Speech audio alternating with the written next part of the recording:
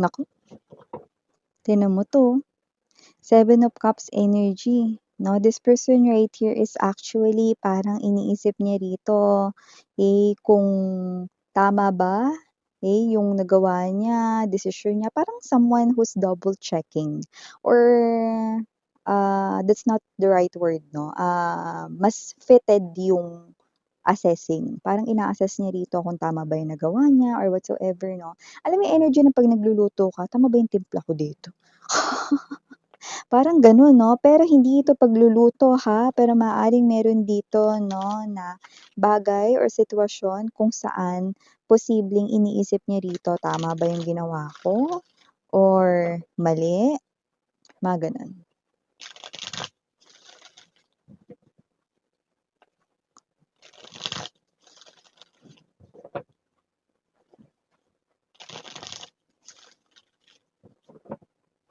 Alright,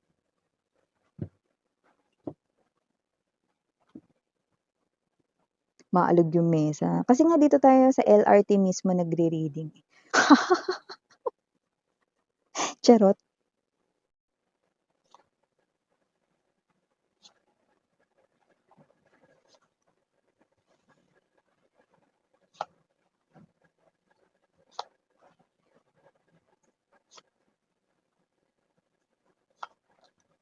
Oh, interesting.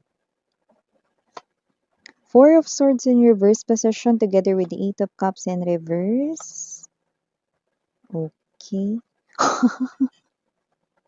Sasabihin ko sa inyo mga babes kung ba't ako natawa diyan, okay? So, bottom of the deck, we've got the Eight of Coins, Two of Cups right in here. Oh, you could be seeing a lot of number twos, okay? But maaaring itong person na 'to ay nakakita ng number twos, okay? But definitely in this reading 'no, this person right here 'no, is someone seeing you 'no, na, um perfect two, 'yan 'no.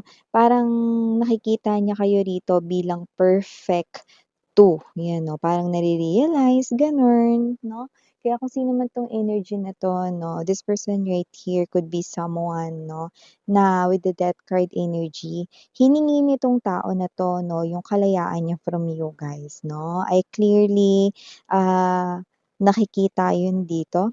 Okay, malinaw na malinaw, crystal clear 'no, and kung sino man 'tong energy na 'to 'no, definitely someone right here 'no, na puwedeng, um, siya yung nauna 'no, sa paghingi ng kaniyang kalayaan 'no. Yung iba maaaring humingi rito ng cool off ganyan 'no, mga ganyan, cool off.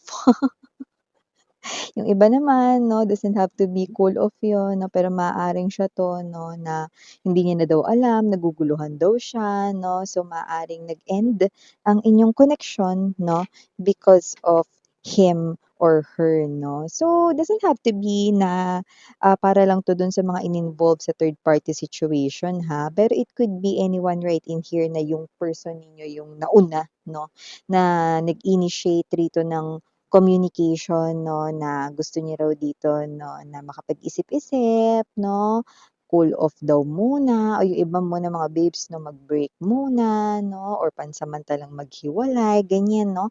So yung iba, okey, meron ditong energy ng third party, meron din namang hindi 'no. Basta ang energy rito with the twos, okey, maaaring naguguluhan ang iyong person, 'yan. Bago natin pagpatuloy ito 'no, batiin muna natin ng lahat.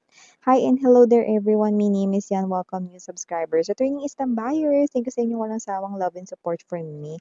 At kung di nyo pa meron pa other channel, link is down below sa ating description box. If interesado, click lamang yung link down below. So yun nga mga babes na dun sa ating other channel, nag-upload din tayo araw-araw ng collective readings for all signs. No? By the way, dito sa main channel natin, aside from collective readings, meron din tayong reading per zodiac sign. Okay, so yun wala tayong gender by lalaki, LGBT, pwede rin pagpalit-palitin ang mga roles kasi general reading ito, no? Possible talaga magkapalit-palit yan, sweetheart. And at the end of the day, lahat, yeah, we're hearing that song.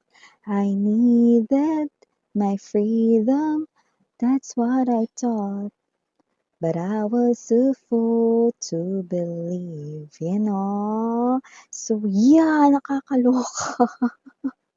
Sabi ko sa inyo humingi talaga 'to 'no, ng kalayaan from you guys 'no. Pero tingnan mo yung ating, nakuhang clue from the spirits 'no. I needed my freedom. That's what I thought 'no, yun daw yung akala niya 'no. Pero isa raw siyang fool or hibang 'no, para paniwalaan na, yun talaga yung kanyang kailangan. So yan mga babes 'no, so bago natin pagpatuloy yan, tuloy muna natin sinasabi natin kanina. Timeless tayo dito, puwedeng nangyari na, sa iba nangyayari na po ngayon, sa iba mangyayari pa lang. Kaya naman, just take only what resonates. No, by the way 'no, hanggang ngayon 'no, hiyang-hiya pa rin ako, mga 100 times nahiya 'no. Mai-share ko lang 'no, nagkakape kasi kami ng friend ko 'no. So dun kami umupo sa labas 'no, ng coffee shop 'no. Kasi 'di ba ibang mga coffee shop na may mga upuan sa labas, 'di ba? Tapos may lumapit sa'kin na dalawa na ano, na people. Akala ko nanonood rin sila ng mga tarot readings 'no, kasi yung approach nila sa'kin, "Ate, artista po ba kayo?" Gano'n, nagulat talaga ako, pati yung friend ko kakaloka yung reaksyon. Kasi kung nanonood sila ng tarot readings mga babes 'no, eh, di mamumukhaan nila ako, 'di ba? Pero I think hindi sila nanonood, ewan ko anong meron 'no, bakit sila lumapit 'no, at nagtanong kung artista ba ako. Sabi ko, "Ay, hindi ako artista." Hindi ko rin sinabi na tarot reader ako, na meron akong YT channel 'no. So nakakaloka 'no. Sabi nila, "Ay, akala namin artista kayo." Sabi niyang gano'n, kakaloka. Medyo nahiya talaga ako 100 times. So kaya sabi ko sa friend ko, "Friend, tara do'n na tayo sa loob. Upo tayo do'n sa loob ng coffee shop." So yeah, mga babes 'no, hanggang ngayon hiyang-hiya pa rin ako na ewan ko, namumula pa rin yung mukha ko hanggang ngayon. Pero thank you so much ano, pero alam ko wala talaga yung dalawang yun dito, dahil if nandito sila alam nila 'no na, na may YT channel ako. Thank you so much 'yan 'no, sa nakaka-appreciate ng beauty 'no. Hindi ako magiging ganito kung hindi dahil sa aking mom, 'yan. So 'yan mga babes 'no, wala lang, na-share lang 'no. So thank you so much 'no, dahil kahit ayaw niyong marinig yun. Kahit nagmukhang buhat sopa sa iba 'no, sa'kin hiyang-hiya talaga ako mga babes. Naloka talaga ako dun 'no. Pero yun nga, going back na dito sa ating pinag-uusapan 'no, with the Nine of Wands energy, King of Wands right in here 'no. Ginawa talaga nitong person, nitong past lover mo na 'to ang lahat ng kanyang makakaya. Kasi you know, the King of Wands energy is someone who pursues a lot 'no. Hindi yan tumitigil hangga't hindi niya nakukuha yung gusto niya. Nine of Wands energy, tinabihan pa ng King of Wands 'no, is an energy here showing a lot of effort 'no. Talagang pinagbuhusan niya 'to, paulit-ulit niyang hiningi sa'yo rito 'no, yung kalayaan niya rito 'no, and with the Six of Swords energy, kahit ayaw mo sweetheart, kahit masakit sa'yo 'no, binigay mo yung kalayaan niya, okey? Kasi mahal mo. Ayan 'no, parang may energy ka rito na kung talagang mahal niya ako, niya 'yun sa sarili niya, 'yan 'no. Babalik siya kung niyang mahal niya ako, 'yan 'no. May mga energies kayong gano'n 'no, nung mga time na 'to 'no, mga babes 'no. So nakita natin dito that with the death energy or, rebirth, dito kasi sa lahat ng mga tarot decks ko 'no, ito yung dalawa yung nakalagay, death, rebirth 'no, and look at the symbol 'no, sa middle, it's an infinity sign right in here 'no. So I think talagang gulong-gulo ang person mo during that time 'no, and maaring siya yung high chance nakakita ng 222 pero puwedeng kayo rin yun 'no. So nakikita natin dito 'no, that with the Seven of Swords energy 'no, this person right here, talagang ginawa niya lahat 'no, para makaalis siya rito sa inyong koneksyon 'no. Hiningi niya talaga rito yung freedom niya, 'di ba? Kasi parang may energy siya ritong kinailangan niya yung freedom na yun na para mahanap niya yung self niya, or siguro dahil gulong-gulo na rin siya 'no, dahil hindi lang naman, isa yung niyang problem dati 'no. So possible na may mga gano'ng klase ng energy 'no. So kung sino man 'tong energy na 'to 'no, this person right in here 'no, kaya ako natawa dito. Kasi with this Three of Cups energy 'no, and there's this, Three of Swords 'no, nakikita ko 'no, sa aking vision kanina yung someone 'no, na umiiyak sa harap ng I don't know, maaaring friends niya yun 'no, because Three of Cups symbolizes friends, closest kins 'no, puwede rin namang family members, sa kapatid niya, sa mga pinsan niya, and even sa kanyang mga closest friends 'no. More than one, more than two 'no, yung mga nandodo'n tapos umiiyak siya 'no.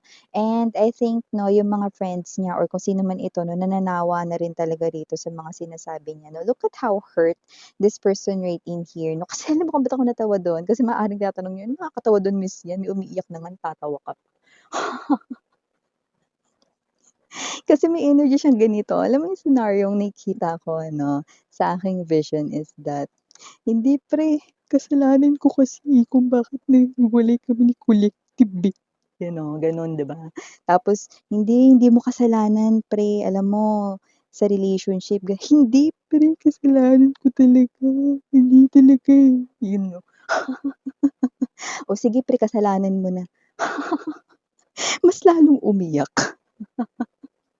So, gano'ng klase ng energy. Well, alam mo talaga, sinisisi talaga niya yung sarili niya rito, Tower and the Death energy. Sinisisi niya talaga kasi siya nga yung nagsabi, siya nga yung nauna, siya nga yung hingi 'no. Ginawa niya talaga lahat para hingin yung kalayaan niya rito. Hiningi niya yun sa'yo kahit ayaw mo yung ibigay, kahit mahirap yun for you. Six of Swords energy na binigay mo yun 'no, kasi nga para sa'yo 'no, if this person right here 'no is mare-realize niya sa sarili niya, then love can definitely bring him or her back, 'di ba? Parang kanta lang ni Kyla 'no, ni Ate Kyla 'no, "Love will lead you back." 'Yan. At nilagyan natin ng more kulot sa dulo, eh, 'no. So yun nga mga babes, nakita natin dito 'no, na hiningi niya yung kalayaan niya from you guys 'no, gayong mga babes 'no, gusto niya palang muling makulong sa bisig mo, yun 'no.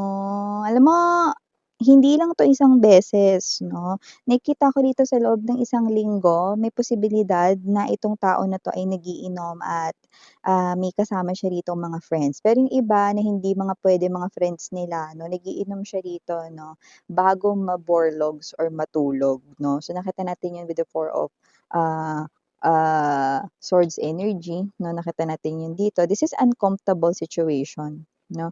So nakita natin dito mga babes 'no, na kung sino man ito hindi talaga siya mapanatag, hindi talaga siya mapakali 'no. Kasi nga with this Eight of Cups in reverse 'no, gusto niya na talaga ritong magbalik 'no, sa inyong life, sa inyong feeling 'no. And I think your ex 'no, is really yun alam mo kasi 'no, eclipse is really, may paparating na eclipse, eh, 'no. So I do pick up that your person, okay, the nearer or habang lumalapit yung eclipse 'no, eh, mas lalong tinatamaan yung person mo 'no, ng guilt, okay. So nakikita natin dito 'no, maaaring bago mag-eclipse 'no, that's the time, okay. Because look at that 'no. Alam mo, sa nakikita mo rito 'no, araw 'yan na may sinag 'no, pero ang nakikita ko na right now 'no is that natatakpan 'yan, okey? Kaya ko nabanggit yung eclipse 'no. So, nakikita natin dito 'no, that your person right here inaatake siya rito ng guilt and at the same time mas lalong lumalakas yung kanya ritong intensyon na makipagbalikan sa'yo, 'no, with the Three of Swords energy. Now, this person really wants to go home with you, guys. And I do pick up that this person right here, no, with the Ten of Wands, no, nakita ko rito, no, na itong person na to is someone na hindi na talaga aalis sa life mo. Okay, tignan mo lahat ng dala niya rito. Bitbit niya ang lahat 'no, buong-buo niyang mga gamit dito, ibig sabihin hindi na siya aalis sa life mo. Well, nakita ko naman 'no, na may pagbabago sa energy ng inyong past lover right in here 'no. Okay, so nakita natin dito 'no, that with this Tower card energy, I do see 'no, na itong person na 'to 'no, is someone na parang nagsisisi siya bakit niya pa yun sinabi or ba't niya pa hiningi yung kalayaan niya, gayong ang gusto niya pala rito 'no, ay muling makulong sa inyong bisig, yan 'no. So with the Eight of Coins energy, Two of Cups right in here, Two of Pentacles, definitely nahihirapan siyang hanapin ang kanyang center or ang kanyang sentro right in here 'no. We're not talking about volleyball, But definitely, ibig sabihin hindi siya balance, sweetheart, no? So with the Two of Cups energy and there's this Eight of Pentacles, this is what this person here wants. To work on this connection right here na long time ago ng sarado. So with the Two of Coins right in here, this person right here is trying to find his or her center, but it looks like this person keeps on failing to find it, no? But this person right here is someone, no, na alam mo, this person blaming talaga. Sinisisi niya talaga yung sarili niya rito, no? So, if this person right here is not someone making a move, then expect that habang lumalapit yung eclipse, okay, maaring magkaroon rito mga bibs, no, ng komunikasyon galing sa taong ito. Okay, nakikita ko siya rito na um, hindi puwedeng hindi siya magme-message sa inyo. Hindi puwedeng hindi mo 'to makikita 'no, kasi nakikita ko rito hindi niya kayang paglabanan 'yan o sabihin natin 'no, yung iba-iba kasi mga energies ninyo 'no. "Miss yan, naku lumampas na yung eclipse hindi naman nagpakita 'tong tao na 'to 'no." Then I'm gonna tell you guys, okay, that this person, okay, alam mo sobrang strong ng energy ng eclipse mga babes 'no, okay. This person kunyari araw ng eclipse 'no, wala namang dumating 'no, sabihin ko sa inyo 'no, this person right here 'no, kahit gaano katigas ang ulo niyan 'no, 1 to 3 days bilangan mo pagtapos ng eclipse, lilitaw yan sa harap mo. See, but it's up to you kung anong gusto mong gawin or sabihin sa ex mo. So, yeah, for the initials right here, unang-una, capital letter T, no? Pero yung mga sunod kong babanggitin, maaaring hindi na capitals.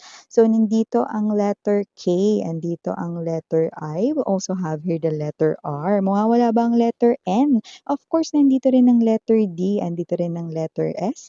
And last but not the least, the letter O. So yeah, these are all the messages we've got right here for you, sweetheart. Thank you so much sa oras mo. Again, I'm Yuriana on me. Sarang hey, all love and light. Yun yun.